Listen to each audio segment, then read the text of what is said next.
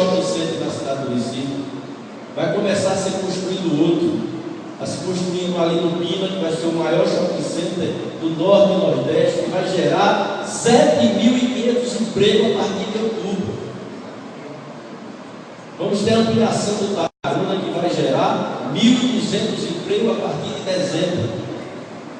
Vamos ter ali no terreno do Jiquiá, ao lado da Justiça Federal, a construção de um shopping lá na região de Jardim São Paulo, que vai gerar 2.500 empregos daqui a 1 ano e meio, daqui a 2 anos. O nosso polo médico está ampliando, construindo novos hospitais.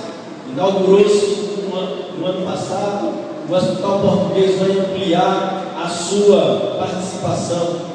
Nós fizemos uma lei para que o Porto Digital, que concentra 200 empresas aqui no Recife Antigo, e que trabalha com informática, que é um passo inicial que vocês estão fazendo aqui, e vão ampliando aqui para essa região. Então a perspectiva é de nos próximos 10 anos se gerar 20.000 novos empregos aqui nessa região de Santo Amaro, na área de cinema, na área de moda, na área das empresas que trabalham com computação.